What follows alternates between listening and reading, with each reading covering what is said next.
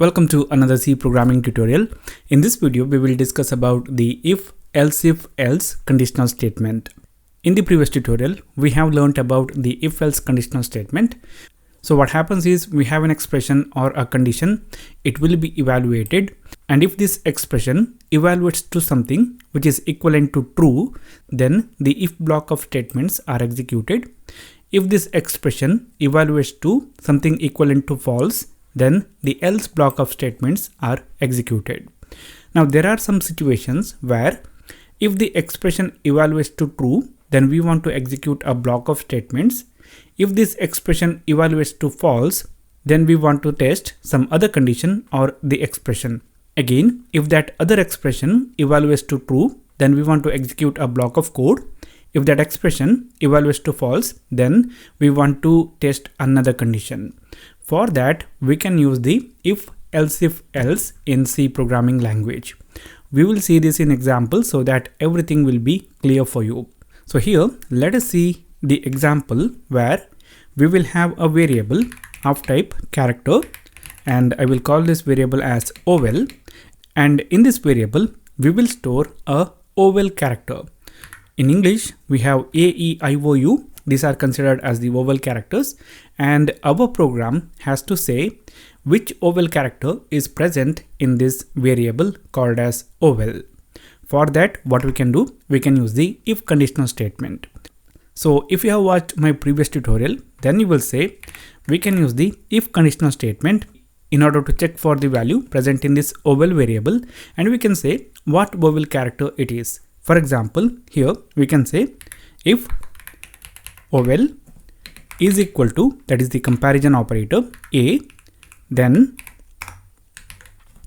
we will have the if block, and here we will use the printf statement and we will say it's A. Here I'm writing the example code, that's why I have written only for the lowercase.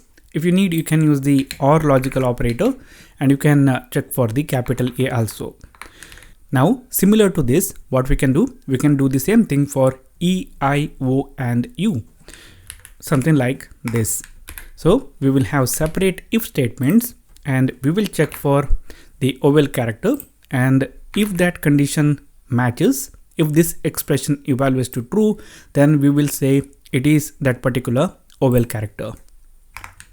Something like this. So here what we are doing is we have a separate if statement in order to check for the value present in this vowel variable with the specific vowel character. Now the question is whether this code works. It works, but there is a small problem, and that problem is here, let us say the vowel contains the character A. So this condition or the expression in the if statement is evaluated to true and we execute this particular code block. But after that, what we do? We check for E, I, O, and U.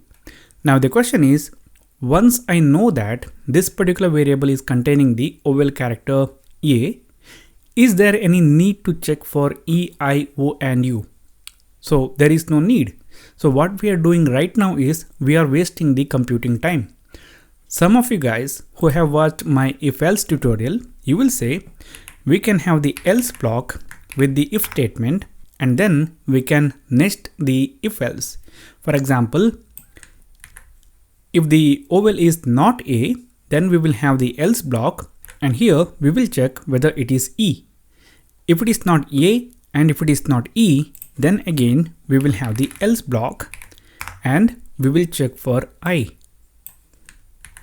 So what we do is we will keep on nesting this. Again here we will have the else block, and here we will check whether it is O. If it is not O, then we will have the else block again and we will check for U. If it is not U, then we can have the else block and we can say something like this is not a vowel character at all. So whether this will solve that problem that we have discussed before? Yes, it will do. But is this code more readable? No. So what we have done is we have nested the if-else conditional statements. So in C programming language, we have the if, else-if, else, which is available, and it can simplify this same thing. So what we have to do is after this first if statement, we will have else, and then we write if, and we can write another condition.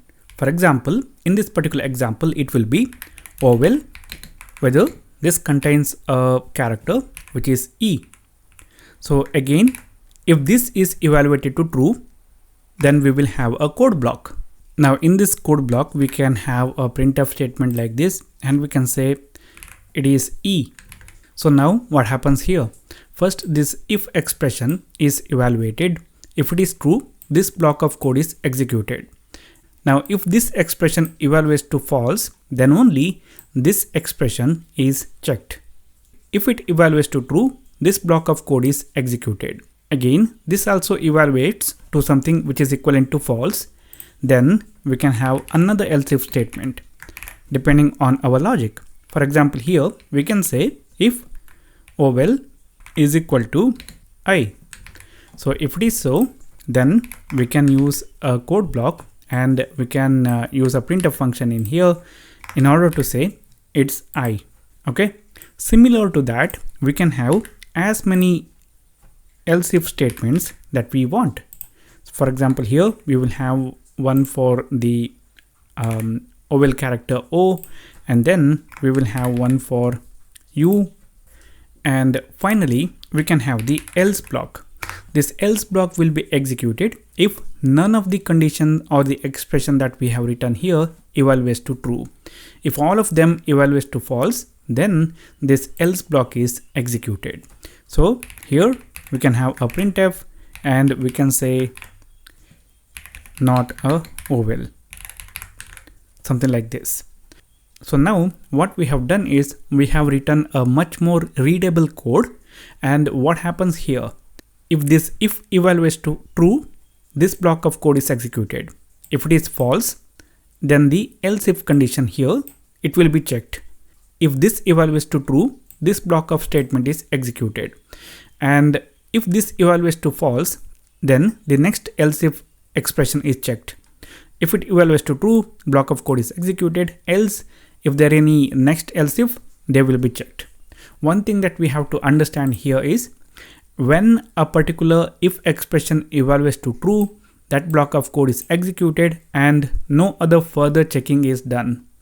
So whenever we are in a situation where if some expression evaluates to false, then we want to check for some additional conditions, then we can use the if else conditional statement. Now here one thing is this else block is optional depending on your logic. If you need, you can use it. For example, in this particular example, we can say not a vowel character at all, which is present in this vowel variable. But if your logic requires, then you can eliminate this also. So else is optional here. So now if I save this program and if I run this, it will say it's A. So once a particular condition is matched, when it evaluates to true, the block of code is executed and no subsequent conditions are checked. So this is it guys for this particular video. Thank you for watching. If you like the video, hit the like button. If you don't like it, hit the dislike button. If you have anything to say, write that in the comment box. For more tutorials, subscribe to the channel.